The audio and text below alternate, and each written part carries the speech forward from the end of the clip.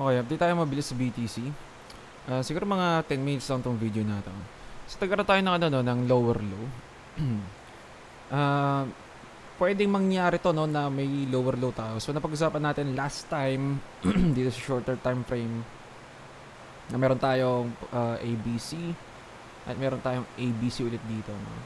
So, possible na itong ABC na to. So, isin natin, lagyan natin ng label. So, yung una, meron tayong dump na potential 5 waves. 1, 2, 3, 4, 5. Lower low. Ganyan. Then, meron tayong ABC dito. ABC. Possible kayang ending diagonal to.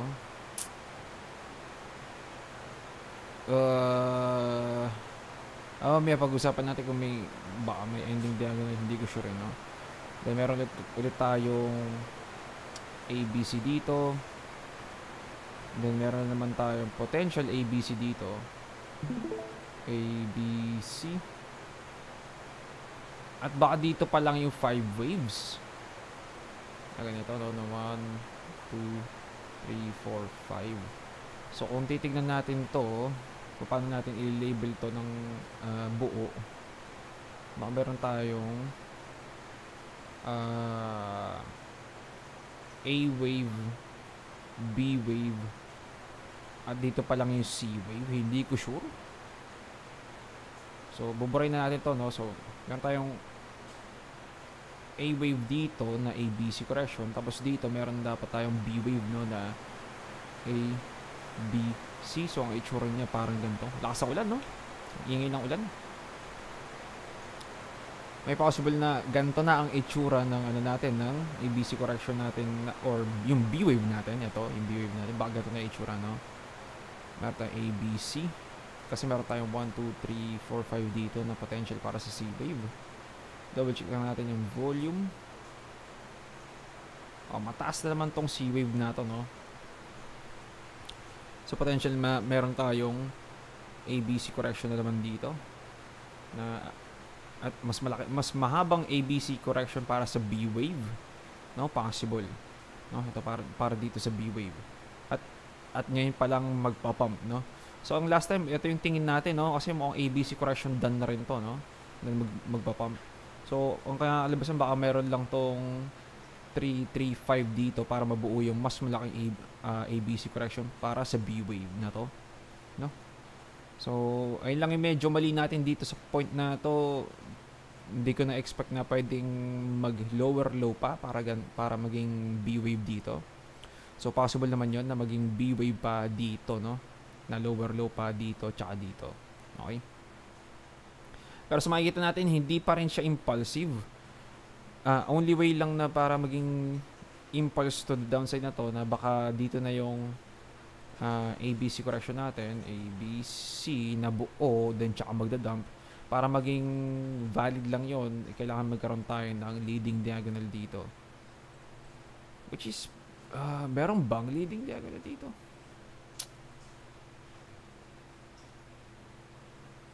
One, 2, 3, 4, 5.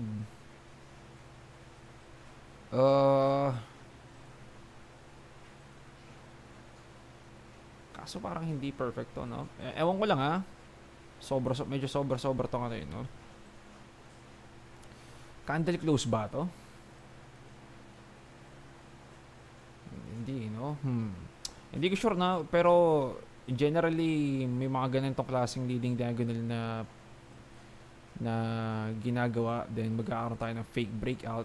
Yung yung breakout nito parang medyo mahina yung green volume, so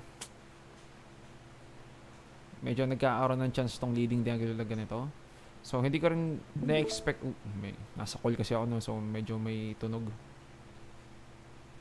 So, hindi ko rin na-expect na itong gagawin. Sa tingin ko, medyo, hindi ko sure kung mataas ba yung probability. Pero kasi, Monday na, 4:44 AM na. Dapat natutulog na ako, nakantok na ako eh. Kaso, gusto ko lang kayo i-update kasi nagkaroon tayo ng lower low. Sa Monday, magkakaroon tayo ng mga bagong data siguro. So, weekly close, mga ganon, tsaka monthly close. No, tignan natin to saglit. Burin natin to mga to. Magkakaroon tayo ng weekly close na dito sa support area tayo possible mag-close. Then, sa monthly naman, magkakaroon tayong panibagong monthly candle. Ito na ba yun? Oh, nag-start na. September 1.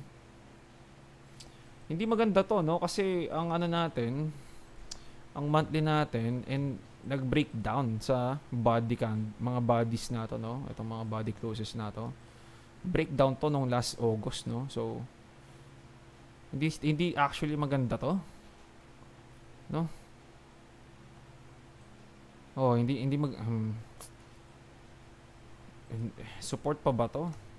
Possible naman na support pa rin naman 'yan. Pero ito yung ano no, yung problema no, yung mga previous candle na to na yung body closes nito na breakdown niya, no? Hindi naman siya breakdown ng week, no? So, itong mga week na to, hindi naman siya breakdown ng mga week na to. So, possible na bullish pa kung week ang titignan ng mga tao. Pero kung body ang tinitignan, bearish to, no? So, abangan lang natin to. So, ayun lang yung ano, no? Ayun lang yung dito sa galaw ni BTC dito, sa point na to, na dalawa, no? Baka ngayon, baka dumiretso na sa pag-dump kasi meron na tayong potential leading diagonal. Aso sa tingin parang hindi leading diagonal to, parang expanded flat pa rin ata to. No, so papakita ko lang na mabilis ha. Meron tayong potential. Baka meron tayo 1, 2, 3, 4, 5 fake breakout. Then after ng fake breakout, tignan natin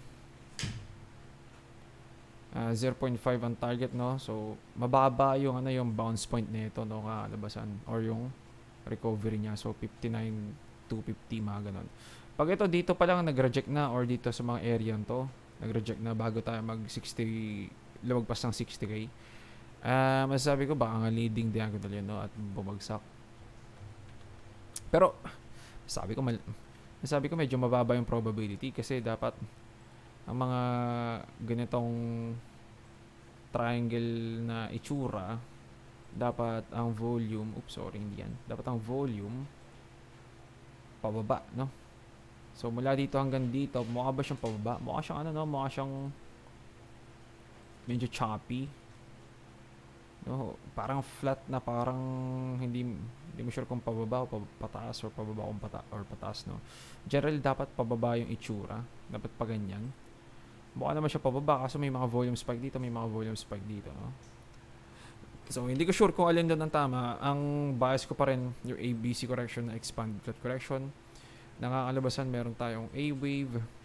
Baka dito pa lang yung B wave or more like, yan nga, na baka na-late ang B wave natin at meron pa tayong C wave dito. So, double check natin ang target ni C wave dun sa first at second impulse. Kapag second impulse, so etong C na to, in case na second impulse siya, dapat 0.5 hanggang 618, no? So etong mali to, no? Mali. Sorry. Dito lang tayo sa A wave. Ito A wave lang. So tama ba to? Gawin natin logarithmic. So meron tayo dito sa 0.5, meron tayo dito sa 618. So ito hindi ito part ng mga levels natin, pero ito basically ito tsaka ito, no, na pwedeng puntahan 0.5 or pwedeng dito. Kapag gagamitan natin ng fib extension, ang C wave dapat 1.236, 1.272 ganun. Tingnan natin. Actually, wag natin burahin yung ano, yung itong fibs natin na second wave.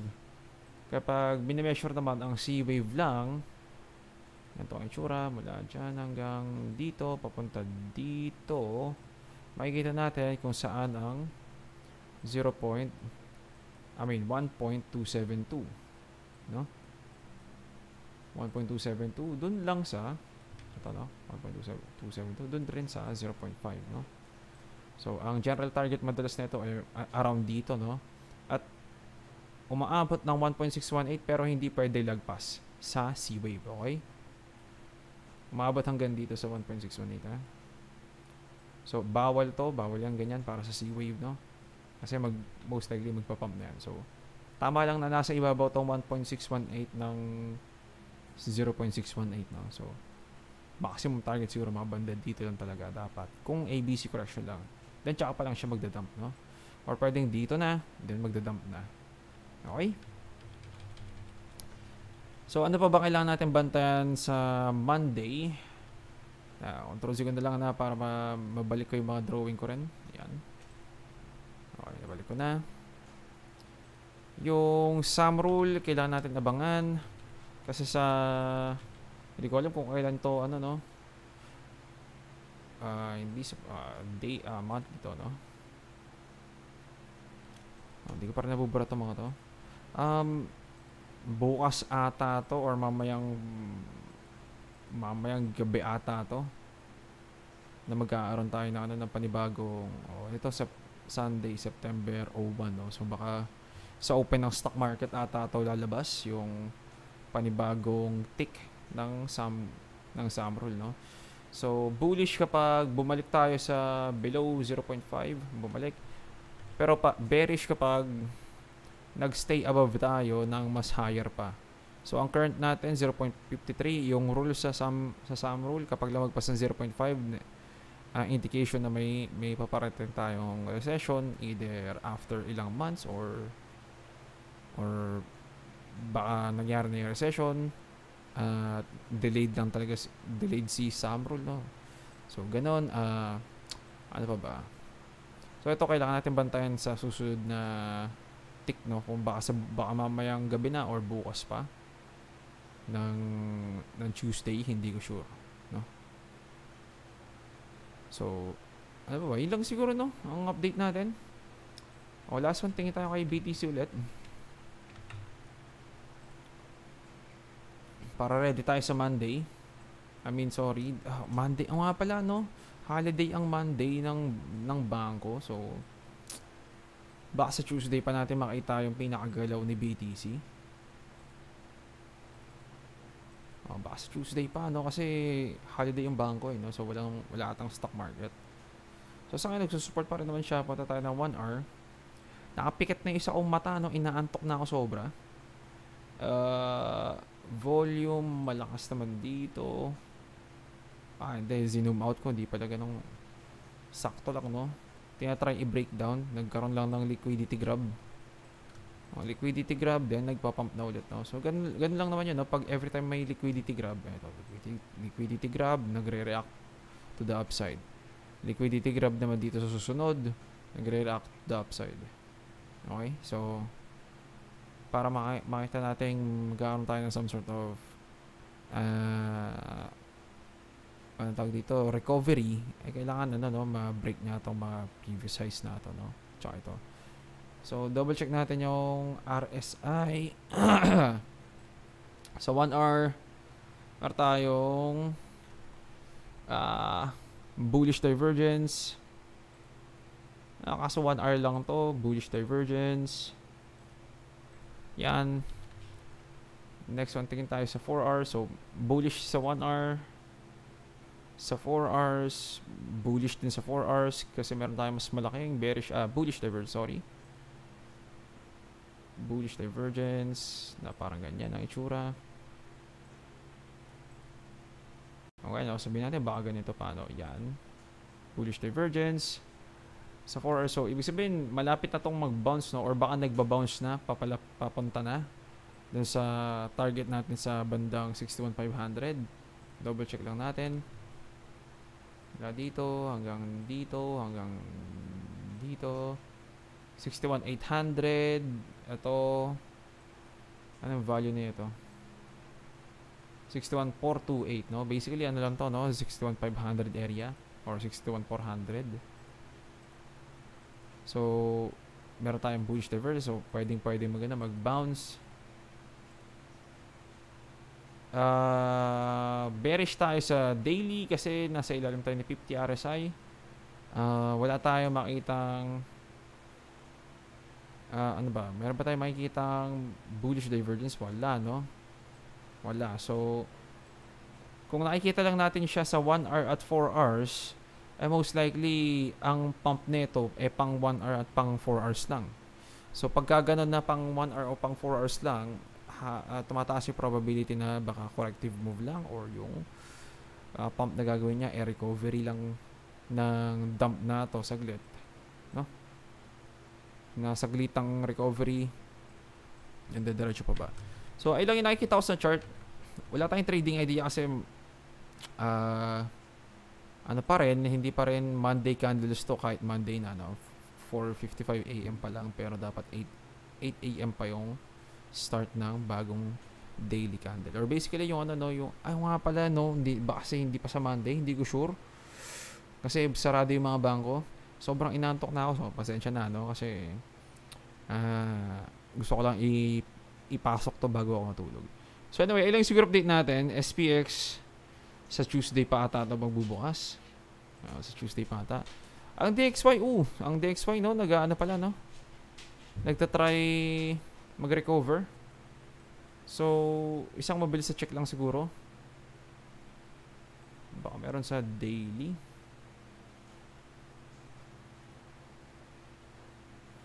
Daily, mukha ba tong 5 waves? 1, 2, 3, 4, 5. Ganyan ba? Hindi ko sure. Ay, gagi. DXY, 1 day. Hindi ko sure. Baka ito pa lang yung ABC correction natin. So, meron tayong 1, tapos ABC.